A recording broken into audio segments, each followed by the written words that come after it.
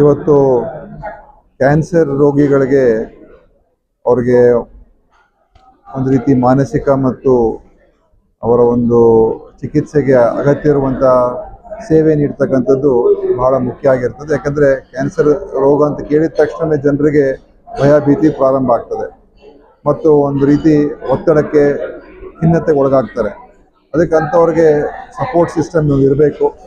ಈ psycho oncology care ಅಂತ ಏನಿದೆ ಅಂದರೆ ಅವ್ರಿಗೆ ಯಾರಿಗೆ ಕ್ಯಾನ್ಸರ್ ಪೇಷಂಟ್ಸ್ ಇರ್ಬೋದು, ಅವರ ಒಂದು ಕುಟುಂಬದವರು ಇರ್ಬೋದು, ಅಥವಾ ಅಲ್ಲಿರುವಂಥ ಆಸ್ಪತ್ರೆಯ ವೈದ್ಯರೇ ಇರ್ಬೋದು, ಎಲ್ರಿಗೂ ಇದರ ಬಗ್ಗೆ ಒಂದು ರೀತಿ ಸಂಯೋಜನೆ ಮಾಡುವಂಥದ್ದು ಮತ್ತು ಆ ಕ್ಯಾನ್ಸರ್ ರೋಗಿಗಳಿಗೆ ಈ ಭಯ ಭೀತಿ ಮತ್ತು ಈ ಖಿನ್ನತೆಯಿಂದ ಹೊರಗೆ ಬರ್ತಕ್ಕಂಥದ್ದಕ್ಕೆ ಒಂದು ಅವಕಾಶ ಮಾಡಿಕೊಡುವಂಥದ್ದು, ಆ ಧೈರ್ಯ ತುಂಬುವಂಥ ಒಂದು ಕೆಲಸ ಇದು ಭಾಳ ಮುಖ್ಯ ಆಗ್ತದೆ.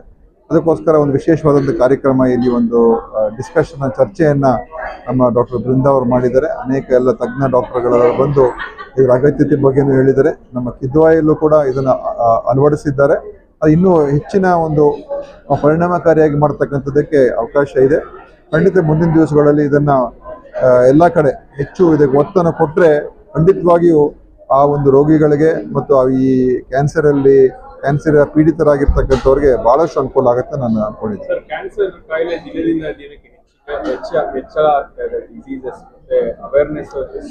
ಕ್ಯಾನ್ಸರ್ ಖಂಡಿತವಾಗಿಯೂ ಬಹಳ ವ್ಯಾಪಕವಾಗಿರುವಂಥದ್ದು. ಯಾಕಂದರೆ ಇದಕ್ಕೆ ಹಲವಾರು ಕಾರಣಗಳು, ನಮ್ಮ ಜೀವನ ಶೈಲಿ, ನಮ್ಮ ಆಹಾರ ಪದ್ಧತಿ ಮತ್ತು ಮಾಲಿನ್ಯ ಇದೆಲ್ಲ ಕೂಡ ಇವತ್ತು ಹೆಚ್ಚು ಕ್ಯಾನ್ಸರ್ ಬರೋದಕ್ಕೆ ಕಾರಣ ಆಗ್ತಾ ಇದೆ.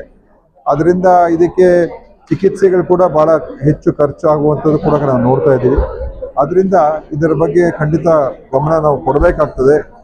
ಒಂದು ನಮ್ಮ ಜೀವನ ಶೈಲಿ ಭಾಳ ಇದ್ರ ದೊಡ್ಡ ಒಂದು ಪರಿಣಾಮ ಬೀರ್ತದೆ. ನಮ್ಮ ಒಂದು ಹ್ಯಾಬಿಟ್ಸ್ ಏನಿದೆ ಅದನ್ನು ನಿಯಂತ್ರಣ ಮಾಡೋದು ಭಾಳ ಮುಖ್ಯ. ಒಳ್ಳೆಯ ಒಂದು ಎಕ್ಸಸೈಸ್ ಮಾಡುವಂಥದ್ದು, ಒಳ್ಳೆಯ ಆಹಾರ ತಿನ್ನುವಂಥದ್ದು, ಕೆಟ್ಟ ಅಭ್ಯಾಸಗಳಿಂದ ದೂರ ಇರುವಂಥದ್ದು, ಇದೆಲ್ಲವನ್ನು ಕೂಡ ಮಾಡಿದ್ರೆ ಖಂಡಿತವಾಗಿಯೂ ಇದು ಕ್ಯಾನ್ಸರು ಮತ್ತು ಹೃದಯಾಘಾತಗಳು ಇದೆಲ್ಲ ರೋಗಗಳಿಂದ ದೂರ ಇರೋದಕ್ಕೆ ಸಾಧ್ಯ ಆಗ್ತದೆ.